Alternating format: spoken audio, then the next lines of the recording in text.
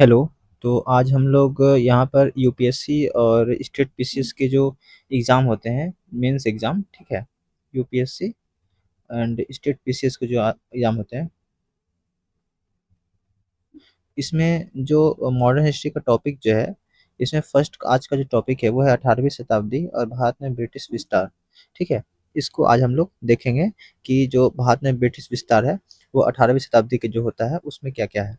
इसमें देखिए कैसे ब्रिटिश जो है विस्तार करते हैं और मुगलों का जो पतन होता है, ये सारे जो कारण जो है इनको समझेंगे। इसमें पहला जो लिखा है कि मुगलों के पतन के क्या कारण थे, ठीक है? ये आपसे अगर सवाल पूछा जाता है तो आप लोग इसको इस प्रकार से लिख सकते हैं मेंस के अकॉर्डिंग।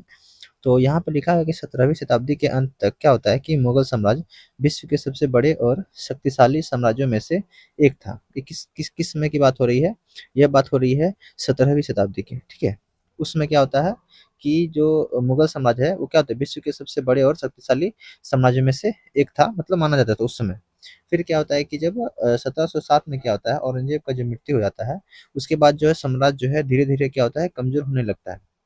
उसके बाद अंततः क्या होता है कि 18वीं शताब्दी में इसका पतन हो जाता है, ठीक है? तो इसके पतन के जो कारण है, ये हमसे पूछा जा सकता है एग्ज़ाम में। तो पतन के क्या-क्या कारण है? इसमें आप पहला पॉइंट जो लिखा हुआ है, ये है कमज़ोर उत्तराधिकारी। इसमें लिखा है कि औरंगजेब के बाद आने वाले जो अधिकांश जो मुगल शासक क्या होते हैं कि योग्य और प्रभावशाली नहीं थे, ठीक है? मतलब जो औरंगजेब के जो बहुत सारे बेटे थे, उनमें से कौन-सा योग्य है, कौन जो प्रभावशाली है, वो मतलब औरंगजेब जैसा नहीं हो पाते हैं। इसलिए क्या होता है कि कमज़ोर उत्तराधिकारी के चलते जो मुगल समाज का जो है पतन होना स्टार्ट हो जाता है। वही बताया गया कि वे प्रशासन, सेना और साम्राज्य को प्रभावी ढंग से क्या करते थे, नियंत्रित नहीं कर सके। जिससे क्या होता है केंद्र सत्ता क्या होती है कमजोर हो जाती है। फिर लिखा गया है जो उत्तराधिकार का युद्ध है ये भी क्या है एक और कारण है मेन। इसमें लिखा है कि मुगल शासन में उत्तराधिकार का कोई निश्चित नियम नहीं था। प्रत्येक सम्राट की मृत्यु के बाद राजकुमार जो होते थे क्या करते थे उनके बीच जो होता था सिंहासन के लिए क्या होता था मतलब मान लीजिए कि जो औरंगज़ेब के जो बेटे थे, चाहे और भी जो उत्तराधिकार थे, उनके बेटे थे, वो आपस में क्या करते थे, संघर्ष करते थे और संघर्ष में करने के बाद जो उसमें जीतता था, वही क्या करते थे, उस गद्दी पे बैठते थे, वही बताया गया। इन युद्ध से क्या होता था कि सेना, धन और प्रशासन तीनों क्या हो गए, कमज़ोर हो गए, मतलब आपस में ही लड़ रहे थे। अब यहाँ पे देखिए तीसरा है, लिखा है कि जागीरदार और मनसबदारी व्यवस्था का संकट। क्या होता है कि समय के साथ योग्य जागीरदारों की कमी होने लगी और फिर क्या होता है कि मनसबदारों में जागीरदार प्राप्त करने की क्या हुई प्रतिस्पर्धा बढ़ी, जिससे क्या होता है कि भ्रष्टाचार, असंतोष फैला। परिणामस्वरूप क्या होता है कि प्रशासनिक व्यवस्था क्या होती है, कमज़ोर हो जाती है। अब देखिए आर्थिक संकट में आप लोग बता दीजिएगा कि लगातार युद्ध होता है, जो शाही खर्च हैं और जो कमज़ोर राजस्व व्यवस्था के कारण क्या होता है कि राज्य की आय जो है घटती जाती है और दूसरी ओर क्या होता है कि जो खर्च है, वो बढ़ता गया, जिससे क्या होता है कि मुगल शासक क्या होता है आर्थिक रूप से कमज़ोर हो जाते हैं। फिर देखिए यहाँ लिखा गया है कि प्रांतीय राज्यों का उदय। अब ये क्या है? अब यहाँ पर होता है कि जो बंगाल है, अवध, हैदराबाद है, जो आदि प्रांत हैं, वो क्या होता है कि सूबेदार लगभग जो क्या पहले पहले थे कि केंद्र के नियंत्रण में थे। अब क्या होता है कि वो स्वतंत्र मतलब हो गए थे। उन्होंने क्या हुआ कि मुगल साम्राज्य के नाम मात्र को समझा, मतलब वो सोचे कि नाम मात्र की अब केंद्र जो है वो रह चुकी है। फिर क्या होता है कि यहाँ पर वास्तविक जो सत्ता होती है वो क्या होती है अपने हाथों में लेने लगते हैं। जैसे पहले जो सत्ता थी वो केंद्र के हाथ में थी, अब जो है वो क्या करते हैं जो हैदराबाद बंगाल यहाँ पे यहाँ के अधिकारी थे वो केंद्र के नियंत्रण में थे पहले, लेकिन अब क्या होते हैं केंद्र के नियंत्रण से हट करके स्वतंत्र अपने राज्य की घोषणा करने लगते हैं। अब देखिए यहाँ लिखा है कि क्षेत्र शक्तियों का उदय। इसमें लिखा गया मराठा, सिख, जाट और रोहिला जैसे क्षेत्र शक्ति तेजी से क्या होते हैं मौजूद हुई और इन शक्तियों ने मुगल सत्ता की क्या की चुनौती दी। उसके बाद क्या होता है कि अनेक क्षेत्रों पर इनका नियंत्रण स्थापित हो गया। अब यहाँ लिखे धार्मिक और राजनीतिक नीति में जो है, अभी बताइए कि औरंगज़ेब की जो कुछ नीतियाँ थी, जैसे जज़िया कर जो था, ये क्या होता है कि पुनर्स्थापना तथा कुछ धार्मिक निर्णयों के कारण क्या होता है कि समाज के विभिन्न वर्गों में असंतोष बढ़ता है, जिनके कारण क्या होता है मुगल समाज जो होते हैं कमज़ोर पड़ते हैं। विदेशी आक्रमण जो थे, वो भी जैसे यहाँ अहमद शाह अब्दाली जो थे, वो क्या करते हैं बार-बार आक्रमण के कारण क्या होता है कि मुगल जो साम्राज्य है उनकी क्या होती है कि सैन्य और आर्थिक शक्ति क्या होती है गंभीर क्षति पहुंचती है। इसे भी एक कारण मतलब बता सकते हैं।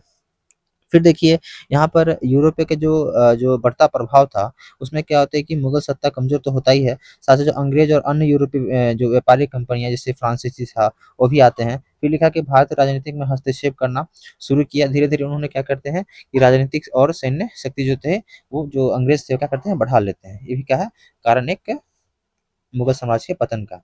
अब इसका परिणाम क्या निकलता है, परिणाम से पूछा जा सकता है। तो परिणाम में आप लोग बताइएगा कि राजनीतिक विखंडन।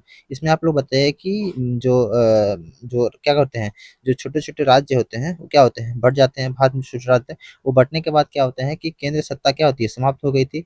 प्रत्येक क्षेत्र में अलग-अलग शासकों का प्रभाव बढ़ जाता है। देखिए, हम लोग इस प्रकार से समझ रहे हैं कि हमसे सवाल में घुमा-फिरा के कुछ भी पूछ सकता है।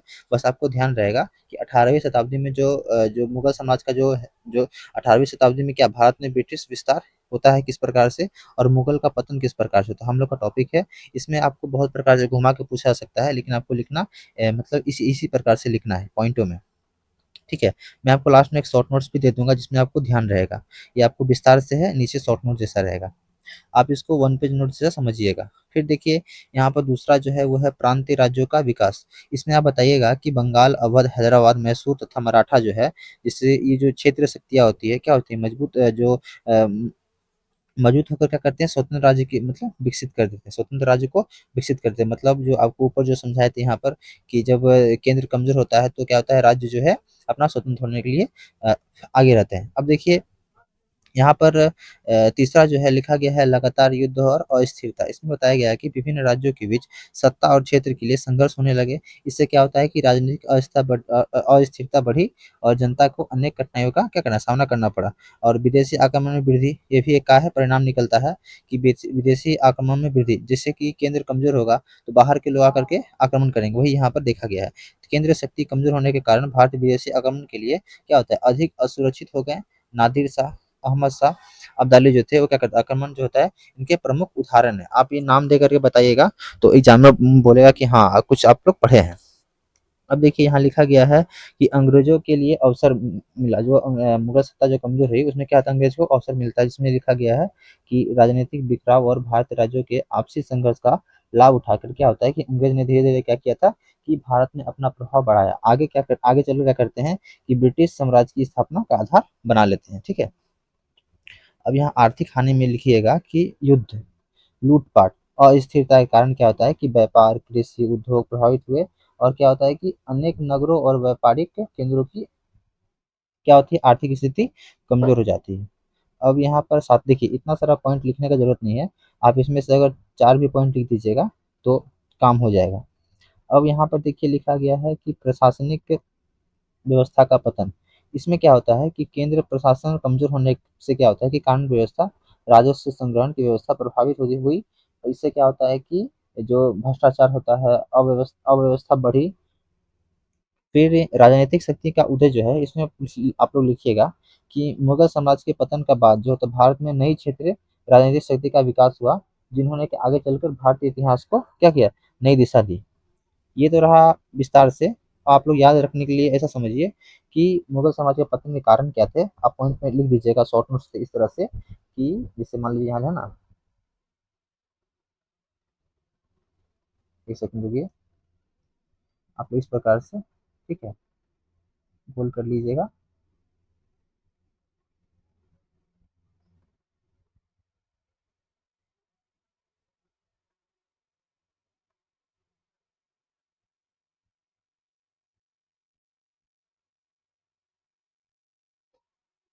इसमें आप लोग इस तरह से पॉइंट में इस तरह से बना के, जैसे 360 होता है ना, आप इस तरह से पॉइंट को छोटा छोटा कीवर्ड में बांट के लिख दीजिएगा, जिससे आपका इस प्रकार से भी आप लोग लिख सकते हैं। ठीक है, तो हम लोग देख लेते हैं पहले कि इन सबके पीछे का कारण क्या था। हम लोग जो ऊपर देखे हैं वही एक इसका सार है। ठीक है, तो औरंगजेब के बाद क्या होता है, कमजोर जो शासक हैं, ये कमजोर शासक, आप एक कीवर्ड में से लिख दीजिएगा जो आपको पता है ना, कमजोर शासक,